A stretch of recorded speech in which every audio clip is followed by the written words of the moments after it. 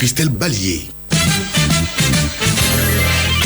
Madame, monsieur, bonjour et merci de rester fidèle à Radio de la Paix pour ce rendez-vous de l'information d'ici et d'ailleurs. Présidentielle du 25 octobre, certains partis politiques tels le FPI, le RHDP et l'ADCI bouclent leur parrainage malgré quelques difficultés et disent se préparer au dépôt des dossiers. Agriculture, plus de 112 000 producteurs ont eu accès à des technologies modernes et plus de 460 structures de transformation sont opérationnelles. C'est le bilan à mi-parcours de la revue annuelle du programme stratégique COSOP 2020-2026.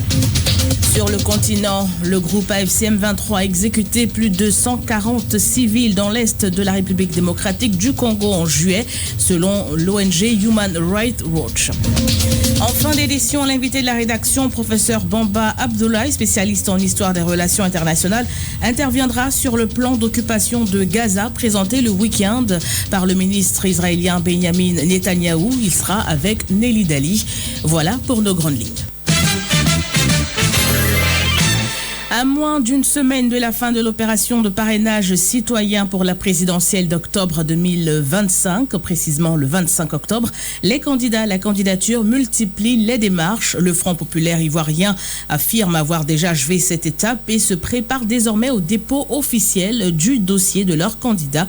Kwakoukra, vice-président du FPI chargé des questions électorales, nous en parle. Le Front populaire ivoirien est engagé à la participation de ces élections. Vous rappelez que le FPI, depuis 1990, n'a jamais raté ces élections. Même en 2020, on avait déjà bouclé le parrainage. Le Conseil constitutionnel avait confirmé le Front populaire ivoirien avec notre candidat Pascal Affi-N'Guessan. Depuis le 1er juillet, nous sommes sur l'opération parrainage. Nous avons bouclé le parrainage. Nous avons rassemblé tous les dossiers. Aujourd'hui, nous sommes dans l'attente pour déposer ça en bonne et due forme. C'est une élection. Les choses se font de façon stratégique, donc nous attendons. Mais justement, on avait été annoncé, le dépôt de la candidature du candidat Pascal Affi-N'Guessan il y a quelques semaines ou quelques jours. Oui, bien sûr, mais dans la même occasion, vous savez qu'avec notre partenaire ancien, nous avons reçu de leur part une invitation par rapport à deux activités majeures du 9 et du 16 août.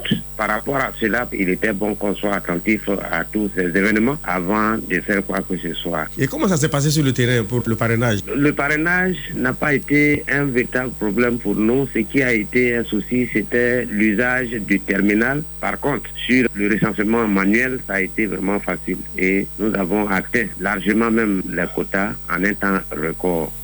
Kwakoukra, vice-président du FPI chargé des questions électorales. Et toujours au sujet du parrainage citoyen, le Rassemblement des oufouettistes pour la démocratie et la paix annonce lui aussi avoir déjà bouclé l'opération. Une collecte réalisée en une semaine malgré quelques difficultés dans certaines localités.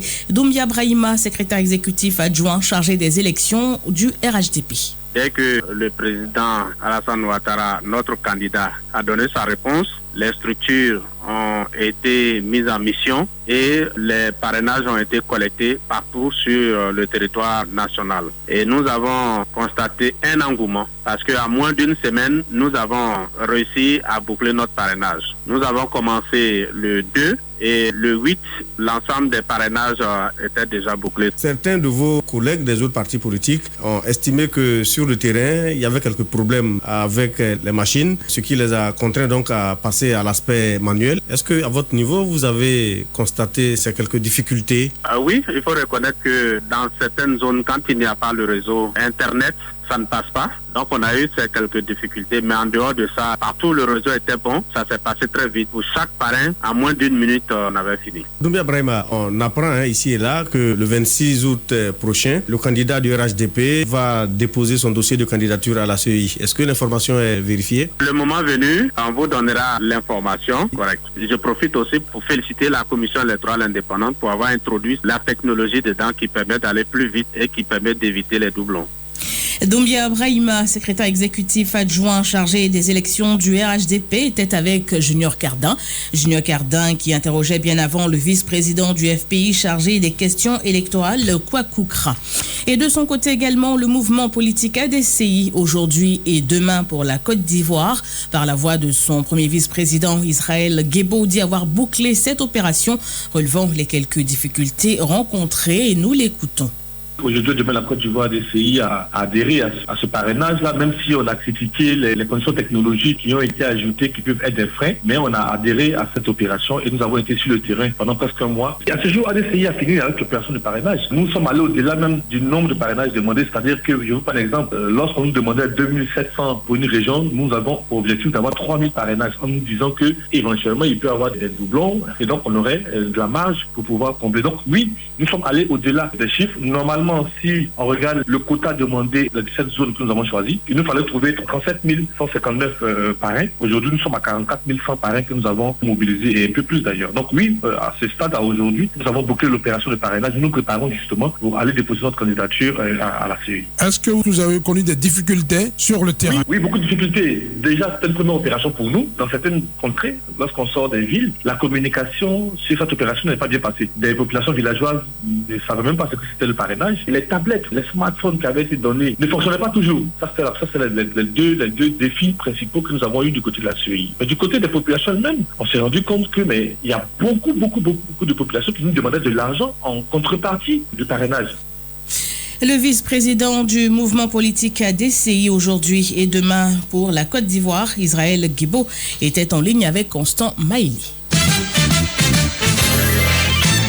La restitution de la mission annuelle du programme stratégique du Fonds international de développement agricole, le FIDA, dénommé COSOP, s'est tenue hier mercredi dans la commune du Plateau. L'atelier avait pour objectif de présenter les résultats de la revue annuelle du COSOP 2020-2026, d'identifier les défis restants à relever et partager les bonnes pratiques capitalisées lors de sa mise en œuvre. Les détails avec Jean-Mélène Biti. Herman Missan, directeur pays du FIDA, a présenté le bilan à mi-parcours de la revue annuelle du COSOP. Les résultats obtenus cette année montrent des avancées tangibles. Plus de 112 000 producteurs ont eu accès à des entrants et à des technologies modernes. Près de 19 000 ont été formés aux pratiques agricoles résilientes au climat et 466 infrastructures de transformation, de stockage et de commercialisation sont déjà opérationnelles. Malgré ce succès, les défis persistent, fait savoir Herman Messan, qui affiche tout de même un optimisme. Des défis subsistent en matière d'infrastructures hydro-agricoles et de partenariat avec le secteur privé. Notre portefeuille s'est considérablement élargi. Il est passé de 370 millions de dollars en 2024 à 550 millions de dollars en 2025, avec de nouveaux projets phares comme le projet de pôle agro-industriel du Nord-Est et le projet d'adaptation au changement climatique dans le bassin du Bandama. Professeur Datejak, représentant du ministre d'État, ministre de l'Agriculture et du Développement rural, a invité tous les acteurs à s'approprier les résolutions qui seront adoptées lors de l'atelier. Il s'agit d'un moment d'échange constructif pour partager les acquis et convenir des ajustements nécessaires afin d'atteindre les objectifs fixés d'ici 2026. Je voudrais inviter l'ensemble des parties prenantes à s'approprier les conclusions de cette revue. Forte du succès des projets en cours, le FIDA prévoit d'augmenter à 5 le nombre d'interventions pour les années à venir et dit allouer plus de 700 millions de dollars. Santé en Côte d'Ivoire, une dizaine de journalistes s'est engagée à devenir champion de la lutte contre le paludisme. C'était lors d'un atelier de formation des acteurs des médias tenu hier mercredi à Abidjan. Une activité organisée par l'Union nationale des femmes handicapées de Côte d'Ivoire, le récit d'Ismaël Ango. Des journalistes sont formés à être des relais efficaces de la prévention contre le paludisme dans le cadre du projet Voix essentielle, une initiative de l'Union nationale des femmes handicapées de Côte d'Ivoire, présidée par Anne-Cécile Conan. Le paludisme est une maladie qui chaque jour tue des femmes enceintes, des enfants, mais surtout, on a pu constater que le paludisme peut rendre quelqu'un handicapé. Une formation dispensée par une communicatrice du programme national de lutte contre le paludisme, Kra Sangaré, elle a demandé aux journalistes de sensibiliser le public sur la bonne utilisation des moustiquaires. L'État de Côte d'Ivoire, en matière de prévention, distribue des moustiquaires chaque 3 ans. Et ces moustiquaires sont utilisés à d'autres fins. Donc nous demandons aux journalistes de relayer encore l'information que les moustiquaires sont utilisés pour dormir en dessous pour se protéger contre les piqûres de moustiques qui donnent le paludisme. La journaliste du quotidien L'Inter, Marcel Aka, a salué le partenariat entre la presse et la société civile pour soutenir les efforts de l'État dans la lutte contre le paludisme. Il est important que nous nous engageons aux côtés de cette association qui a eu vraiment la pertinente idée de s'approprier cette lutte en accompagnant l'État à vulgariser les moyens de lutte qui sont disponibles. 10 acteurs de la presse ont signé une charte pour devenir des champions de la promotion de la lutte contre le paludisme. Et puis à Bingerville, l'hôpital psychiatrique vient d'accueillir un bâtiment d'urgence spécialement conçu pour une prise en charge rapide des patients en situation de crise. Ce don est l'œuvre de l'ONG Soka Gakkai, une organisation fondée sur le bouddhisme et engagée pour la promotion de la dignité humaine. La cérémonie d'inauguration s'est tenue hier mercredi au sein même de l'hôpital. Le point avec Christelle Issou. L'hôpital psychiatrique est désormais muni d'un bâtiment d'urgence afin de prendre en charge rapidement les patients les plus agités. La directrice de l'établissement, Dr Porquet Olga, dit toute sa reconnaissance. Avant l'arrivée de ce bâtiment, les patients étaient obligés d'attendre avant d'être reçus et malheureusement, il pouvait se produire des cas de violence avec certains patients en situation de crise. Et aujourd'hui, avec cet énième don de la Soka Gakkai, la plupart des problèmes de gestion de crise de l'hôpital psychiatrique viennent d'être réglés. La Soka Gakkai, initiatrice de ce don, est une association religieuse qui œuvre pour la création de valeur. Son directeur général section Côte d'Ivoire, V. Pierre, présente les caractéristiques de ce nouveau bâtiment. C'est un bâtiment de 36 mètres carrés, d'une hauteur de 2,50 mètres, équipé d'un bureau de médecin, salle d'accueil, salle de patients et 2 salles d'eau. Les clés du bâtiment ont été officiellement remises par le représentant du ministre de la Santé, Kouyaté Zoumana, a félicité cette initiative. Je vais remettre les clés à Madame la directrice. Je souhaite que vous en fassiez bon usage. Un des éléments importants que le ministre de la Santé essaie de motiver, c'est au-delà des actions du gouvernement, avoir des partenaires techniques et financiers pour nous accompagner. C'est en cela que je félicite Soka Gakkai pour avoir compris ce message. Donc je voudrais encourager chacun d'entre vous à faire de cet hôpital un hôpital normal, je dirais. C'est comme si vous étiez au CHU de Trècheville, au CHU d'Angré. C'est le même principe, à part que les patients sont différents. L'hôpital psychiatrique de Bingerville accueille près de 20 000 patients par an. Toujours au plan sanitaire, l'ONG Save Nyangézan, dans le but de promouvoir l'hygiène dans les structures de santé, a organisé sa première conférence sur l'importance de l'hygiène en milieu de soins. C'était mardi dernier à l'amphithéâtre de l'Institut national de l'hygiène publique, l'INHP de Trècheville, à l'occasion de son 10e anniversaire. La cérémonie a été soutenue par le ministère de la Santé, de l'hygiène publique et de la couverture maladie universelle. Suivons le compte-rendu à cet effet de Nelly Dali. Dans sa communication, le conférencier a mis l'accent sur les produits d'hygiène utilisés en milieu de soins. Yapo Brice, ingénieur des techniques sanitaires à l'INHP de Trècheville. Les produits d'hygiène et de nettoyage sont utilisés soit pour nettoyer, décoller les salissures ou inhiber la croissance des micro-organismes ou les tuer. Ce sont entre autres les détergents, les antiseptiques et les désinfectants. Mais avant, le directeur général de l'INHP, professeur Ekra Kwadio Daniel, a relevé l'importance de l'hygiène hospitalière. Quand on sort d'un hôpital où il y a l'hygiène, en général, on part sans autre maladie. Parce que quand il n'y a pas d'hygiène à l'hôpital, on vient avec une maladie et on repart avec une autre maladie. Vous avez choisi pour l'hôpital la bonne part. Le directeur coordonnateur adjoint du programme national de nutrition, Dr Kwame Désiré, a ensuite encouragé l'ONG Save Nyangézan à poursuivre son œuvre. L'évaluation de vos activités, elle est particulière et qualitative. Vous constituez donc un modèle d'ONG parmi les 400 que le ministère a, qui est capable de transformer des problèmes en opportunités à accomplir. La présidente de l'ONG Save Nyangézan, Agou Frédéric Daniel, a fait les plaidoyers suivants. Nous sollicitons le soutien des personnes de bonne volonté pour nous accompagner dans nos actions sur toute l'étendue du territoire ivoirien, surtout en moyen de déplacement. À l'État de Côte d'Ivoire, nous faisons un plaidoyer pour institutionnaliser une journée nationale de l'hygiène en milieu de soins. Une quinzaine de centres de santé a reçu des kits de draps de lit et de produits d'hygiène. Dans l'actualité sur le continent, l'ONG Human Rights Watch dénonce l'exécution de plus de 140 civils par le groupe AFC M23 dans l'est de la République démocratique du Congo au cours du mois de juillet. L'ONG a publié hier mercredi un rapport sur le sujet. Ces massacres ont lieu dans plus de 14 villages et petites communautés agricoles situées près du parc national de Virunga dans le territoire de Rutshuru. L'ONG Human Rights Watch qualifie ces massacres comme les pires atrocités commises par le groupe armé depuis sa résurgence fin 2021. Place maintenant à l'invité de la rédaction. Il s'agit aujourd'hui du professeur Bamba Abdoulaye, spécialiste en histoire des relations internationales. Dans cet entretien conduit par Nelly Dali, il fait l'analyse du plan d'occupation de Gaza présenté le week-end par le Premier ministre israélien Benjamin Netanyahou. Un plan qui, selon des observateurs, pourrait redessiner les équilibres au Proche-Orient. Bonjour professeur Bamba Abdoulaye. Bonjour madame. Que prévoit concrètement le plan d'occupation de Gaza présenté par Benjamin Netanyahou? L'objectif est d'assurer la sécurité d'Israël en désarmant totalement le Hamas.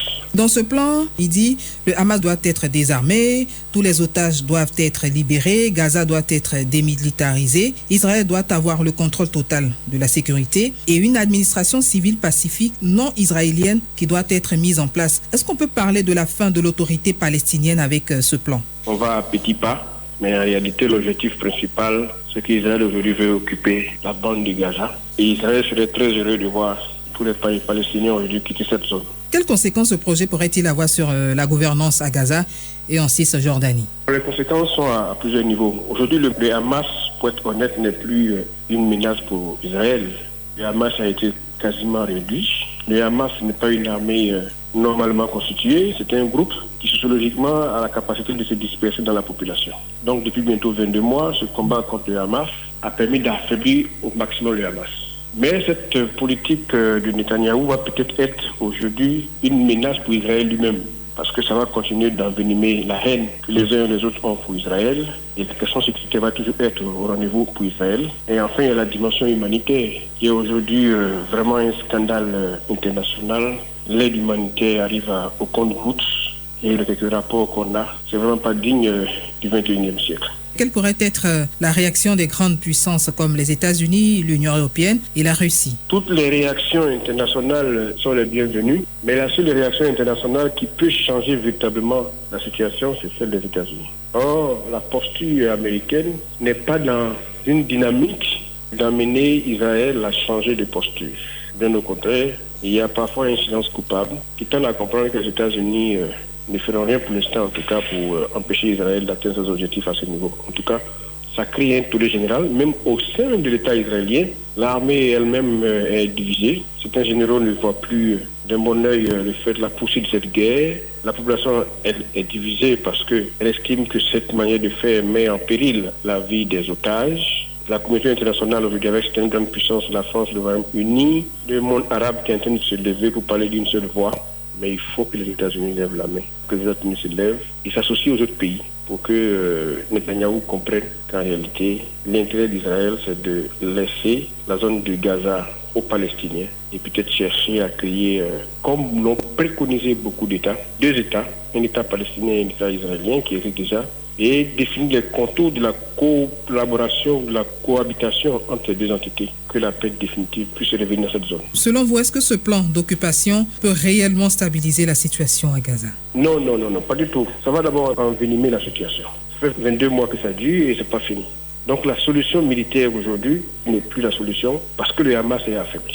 Pour que le Hamas renaisse de ses cendres, il faut énormément d'années. Sur ce point, Israël a une très grande longueur d'avance sur le Hamas. Ça devait être pour Israël l'opportunité donc de poser les bases de cette future cohabitation. Peut-être qu'il y a des conditions pour l'instant assez contraignantes, mais cesser la guerre et envisager dans cette cohabitation pacifique. Mais apparemment, ce n'est pas cette voie que Netanyahou a choisie. Aujourd'hui, est-ce qu'il existe une alternative pour parvenir à une paix durable entre Israël et Palestine?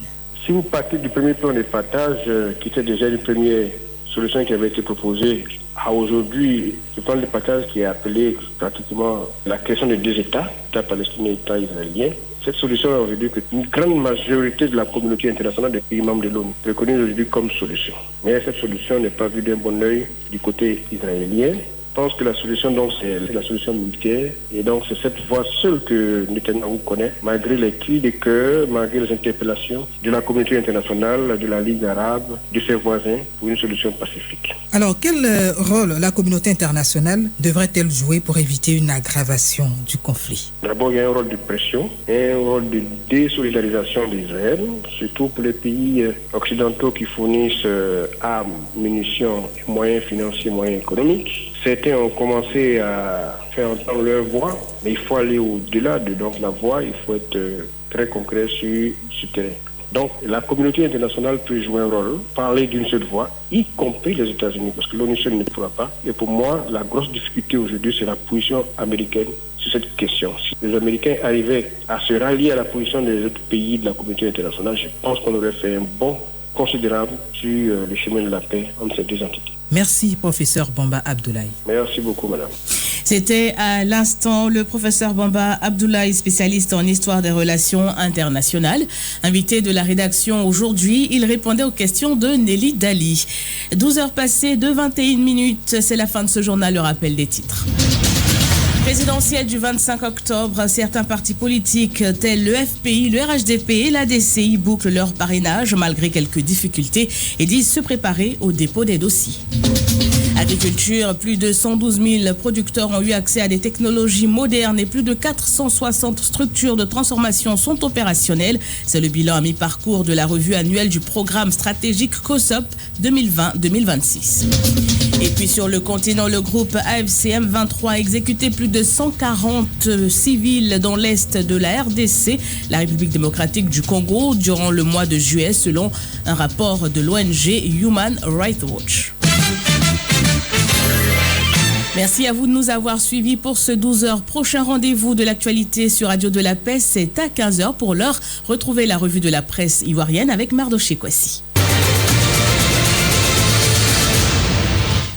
Bonjour à tous. La décision rendue hier mercredi par le Haut Commissariat aux droits de l'homme des Nations Unies relativement aux droits politiques de Laurent Gbagbo fait réagir vos journaux parus ce jour. Le quotidien d'Abidjan estime qu'à travers cette décision, l'ONU fait injonction à l'État de Côte d'Ivoire pour l'inscription de Laurent Gbagbo sur la liste électorale. Cette décision prise d'office par le Comité des droits de l'homme à titre conservatoire et avec effet immédiat oblige l'État à